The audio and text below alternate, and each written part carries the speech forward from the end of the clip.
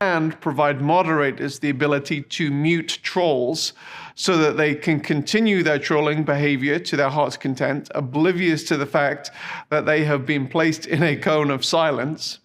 We believe intentional chat includes the following.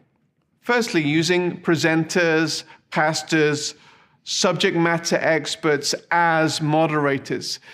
This gives the presenter the ability to guide the conversation and ask and answer specific questions. Secondly, guided conversation. You've hopefully already figured out the why of your event. Chat used effectively can forward these goals. If you're in a watch party with an affinity group with a subject matter expert moderating, this can be an opportunity for an enriching conversation. It's even an opportunity to network in a way that is more natural around mutual interests versus awkward, cold, open conversations. It may be that from such a productive chat that the moderator decides to open up a video conference room and the group can continue the conversation in a face-to-face setting.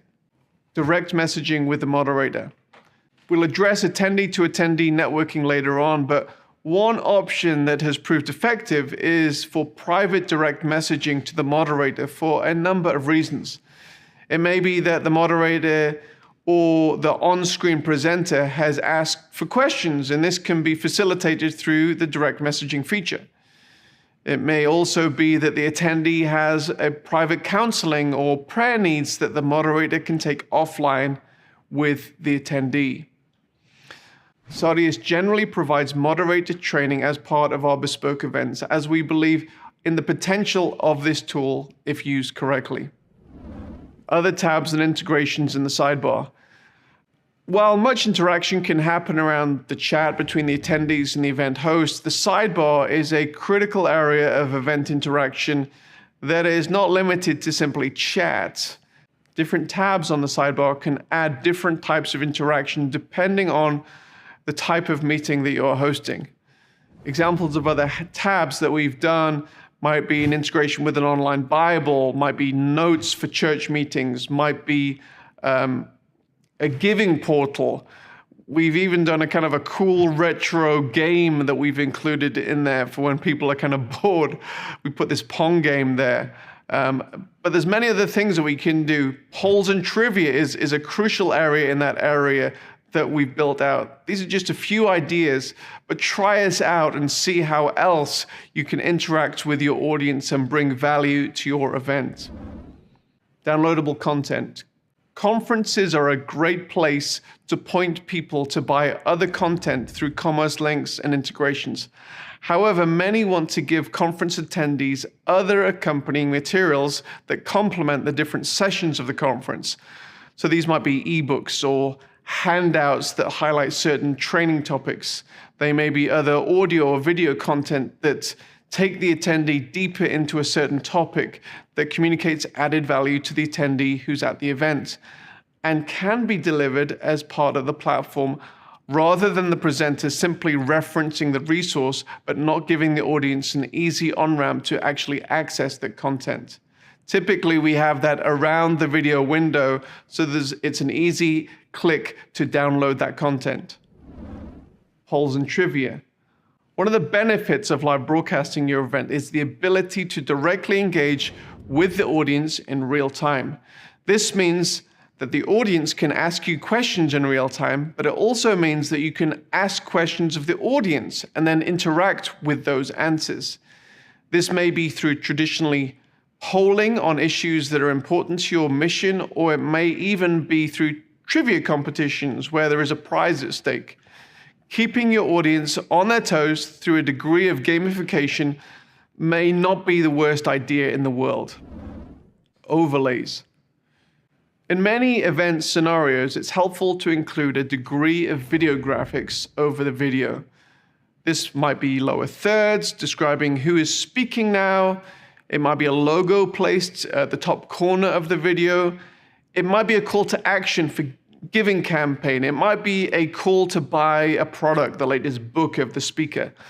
While it looks good to include these graphics, it's also helpful if such overlays can include a hyperlink to the specific call to action that is being highlighted at that particular moment.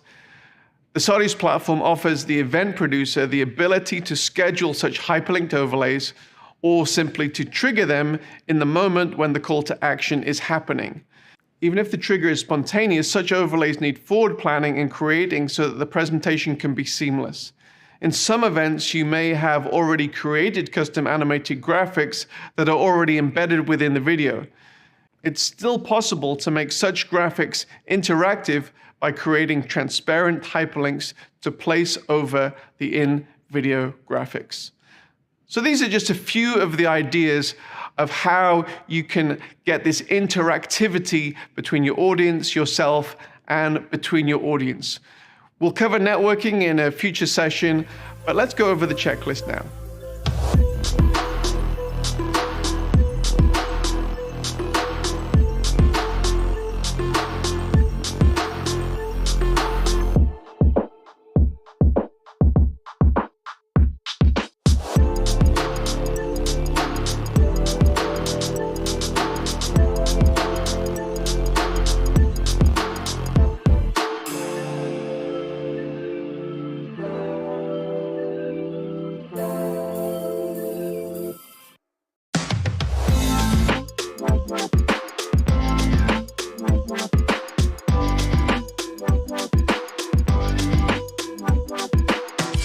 Up to this point, we have envisaged either an entirely on-site, an entirely online, or a hybrid event. However, there is another option that has become increasingly popular, and that is to offer physical or online host sites. What's a host site? A host site may be a home, a church, an office, or any other location where attendees can gather in smaller groups to participate in the event. Providing an excellent host site experience, like every other component of a world-changing event, needs intentionality. We will leave the hospitality and the in-person network elements to one side for now, and focus on the broadcast and the online components.